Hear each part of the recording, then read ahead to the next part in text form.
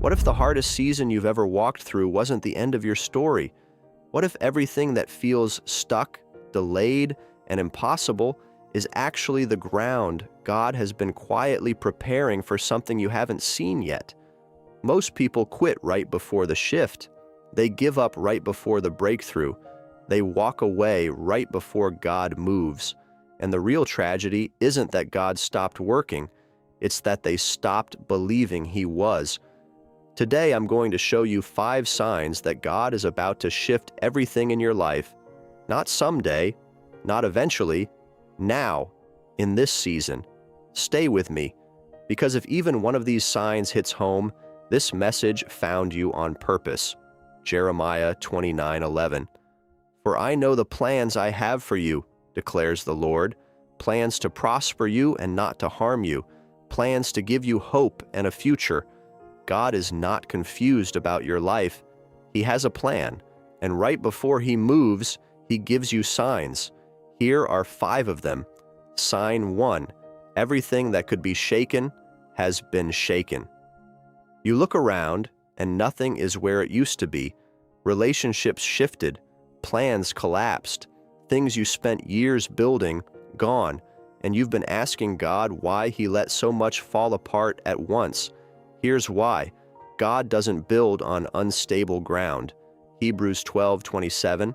The words once more indicate the removing of what can be shaken, so that what cannot be shaken may remain. Before God builds something permanent in your life, He removes everything that couldn't survive what's coming.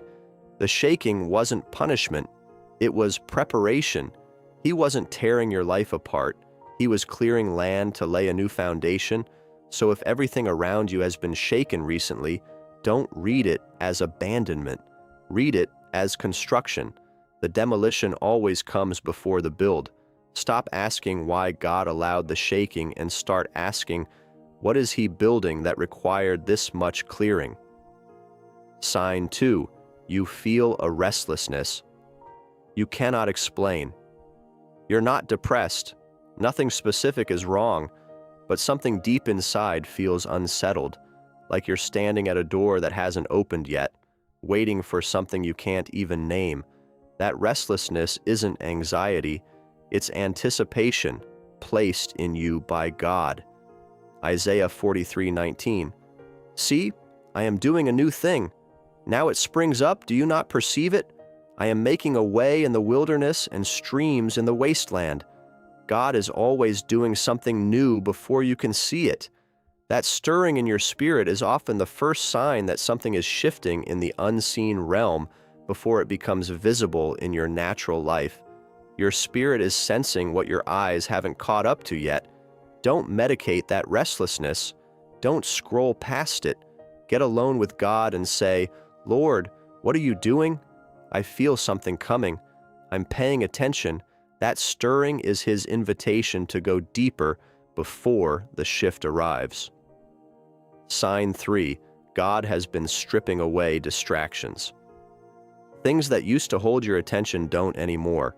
Relationships that drained your energy have faded. Habits, places, even people that kept you occupied, quietly removed. At first, it felt like loss, but it was actually focus. Philippians 3:13-14. Forgetting what is behind and straining toward what is ahead, I press on toward the goal for which God has called me. You cannot run toward what God has next while you're still gripping what God has finished. When He starts removing distractions, even good things, even things you loved, it means He is locking your eyes onto something ahead that requires your full attention. This is one of the most misread signs. People grieve the loss and completely miss the redirection. They mourn what God removed and never ask why He removed it. If God has been clearing things out of your life that you didn't choose to release, look up. He is pointing you somewhere specific, and He needed your hands empty to receive it. Sign 4. You're being tested in the exact area. The shift requires whatever God is about to elevate you into. He has been testing you in that specific area. If the shift involves leadership, He's watching how you handle being overlooked. If it involves finances, He's watching your faithfulness with little.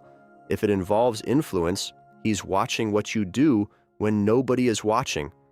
Luke 16:10, whoever can be trusted with very little can also be trusted with much. God doesn't promote people into purposes they haven't been prepared for.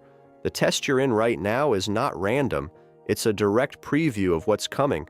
The very thing that's been hardest to endure, that is the muscle God is building, because you're going to need it for what's next. Don't just survive the test. Pass it. Stay faithful in the small thing. Stay honest when it costs you. Stay humble when you're overlooked. Because God is not just watching, He is qualifying you. Sign 5. Deep in your spirit, you already know something is coming. You can't explain it. You can't fully put it into words. But somewhere beneath all the doubt and all the waiting, there is a quiet, unshakable knowing. Something in you believes, really believes, that this is not where your story ends. That knowing is not wishful thinking. That is faith, and faith in you is evidence of what God is already doing. Hebrews 11:1, faith is confidence in what we hope for and assurance about what we do not see. Romans 8:16, the Spirit Himself testifies with our spirit that we are God's children. God's Spirit speaks to your spirit. That quiet confidence that refuses to die, that hope that keeps rising no matter how many times you try to talk yourself out of it, that is not you being naive. That is the Holy Spirit bearing witness to what God has already decided.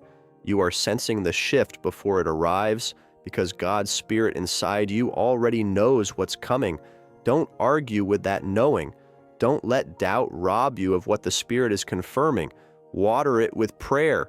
Protect it from people who can't see what you sense, because that faith is the exact thing God is going to honor when the shift breaks through. Here's where I'll leave you 5 signs, and right now at least one of them landed differently than the rest. You felt it. That is not coincidence. That is God confirming this message found you on purpose. The shift is not coming to people who have it all together. It's coming to people who stayed faithful when they had every reason to quit. People who kept praying when heaven felt silent. People who kept believing when the evidence said, give up. That might be you. Actually, if you made it to the end of this, it probably is. Galatians 6:9. Let us not become weary in doing good, for at the proper time we will reap a harvest if we do not give up. Do not give up. The proper time is coming. The shift is closer than it looks. Hold on.